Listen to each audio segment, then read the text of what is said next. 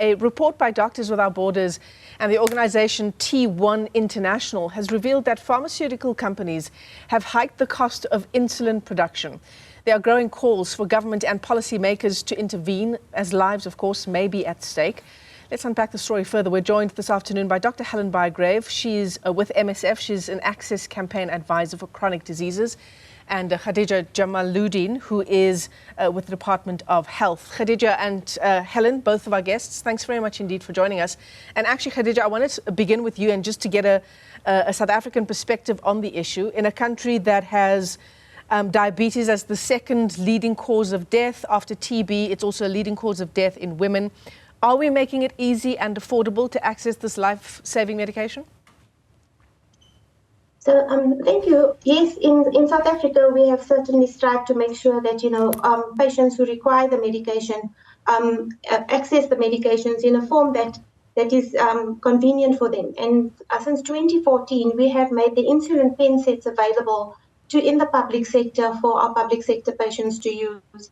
And in that respect, we have put out contracts for the insulins, for a wide range of insulins, in different forms as well. So it's not just the pen sets, but also the vials that we've made available. And that is just to make sure that patient care is, tailored to the needs of the patients. Yeah, absolutely. Yeah, and as your MSF report highlights, Dr. Bygrave, insulin pens are beneficial for patients. They're obviously easier to use. They are less painful, and they should be more accessible. But what are some of the price discrepancies that you've uncovered? Yes, so first thing I'm going to say, insulin is a medicine that we've had for the last 100 years. There are still only 3 companies that dominate the insulin market globally. That is Novo Nordisk from Denmark, Eli Lilly in the US, and Sanofi in France. So we've just released a study showing that basically the prices that are being charged globally and including in South Africa are far higher than they could be. In South Africa, the price the government is paying for a human insulin pen is 113% higher than it could be.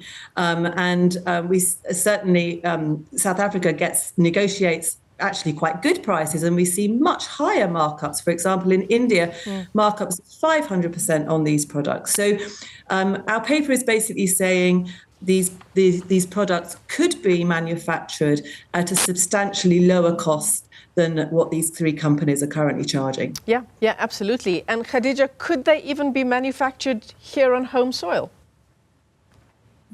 Well, with time and given the right investments, that's certainly the case, and that's what we would like to see. However, because we have this oligopoly happening with the 3 main manufacturers, it becomes a very difficult market to penetrate as a new entrant, especially if you're going to be manufacturing and not just doing contract manufacturing as is being envisaged currently in the short term. Yeah. So yes. Yes. So Helen, do you want to weigh in on that? Yeah, I do want to weigh in on that. So one of the companies, Novo Nordisk, has just announced an agreement with Aspen, a South African pharmaceutical company, to produce insulin for the African continent, in fact. However, that agreement is for Aspen to fill and finish, so it is contract manufacturing, but only human insulin in vials. Now, we need human insulin in vials. I'm not saying we don't, but we know from our own experience in MSF programs, and I think the experience of South Africans living with diabetes, that insulin pens, which, by the way, have been in the market for the last 40 years, make life easier. They reduce stigma, they make it easier to inject, they make it safer. And that contract between Novo and Aspen does not include the manufacture of pens, which is a product that thousands of South Africans are currently using and should be able to continue to use. So Khadija, the cost of these pens, is it determined solely by the pharmaceutical companies? This 113% markup that apparently we have on the pens that we're getting here in South Africa, or can we determine and regulate and negotiate that price down? So there is an opportunity to negotiate the prices down, which we often do as far as possible.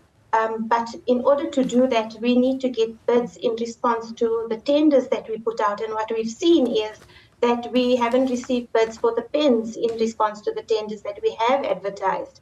So that's already is a challenge. So price becomes secondary and access is first. Yeah. So for us, we would want to have the product first, and then we can go after the the price reductions.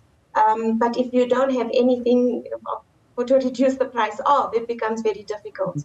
So insulin pens, Helen, are obviously, they are standard, the standard of care in higher income countries, right? Obviously, the higher prices mean that they're almost never available to people in low and middle income countries.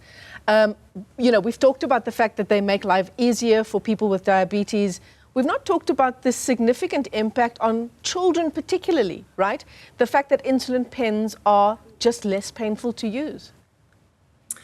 Less painful to use, and I think we have to put ourselves in the feet of the parents who are caring for children with diabetes and having to inject them, often 4 times a day. This is lifelong. It's challenging. And I think in 2024, when we have a device that, as I'm going to say it again, that has been on the market for 40 years, not available in lower middle income countries because of price, I really think we have to think, this for me is quite unethical and unacceptable, that companies price these products higher. And as Khadija says, now we're seeing, and also for MSF supply, we're seeing real challenges with supply.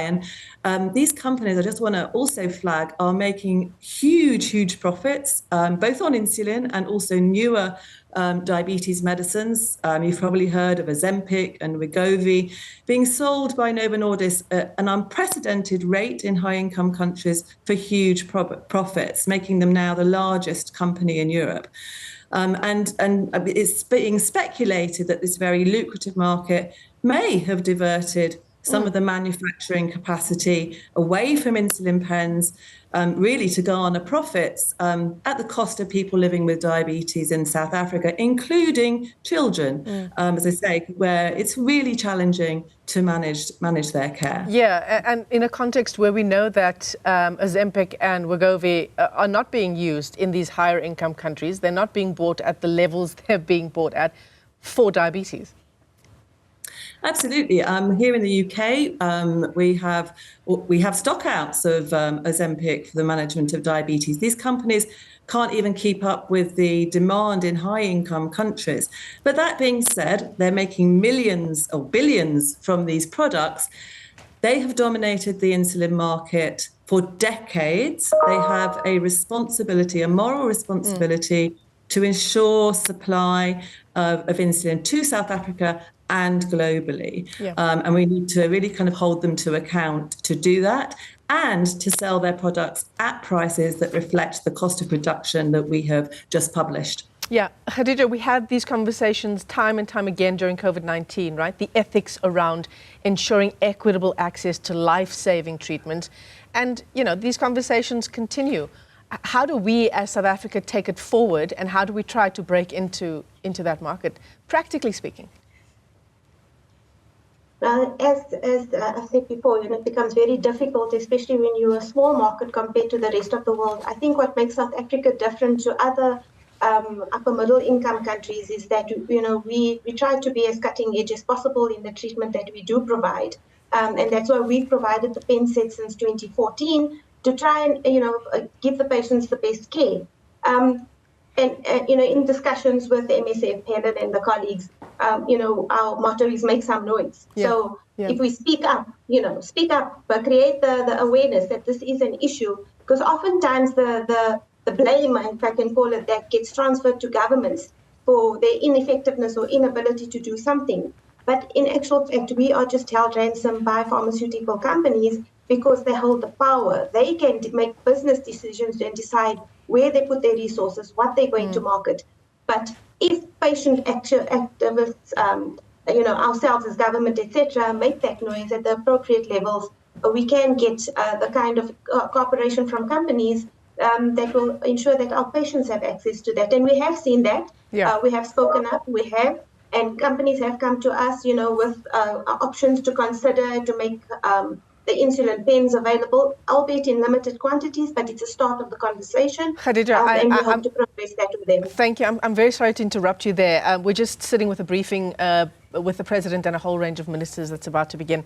But an incredibly important discussion, people over profit, right? That was meant to be the message from COVID-19. Let me thank both of you for your time. Dr. Helen Bygrave is with MSF and Khadija Jamooldien is with the National Department of Health.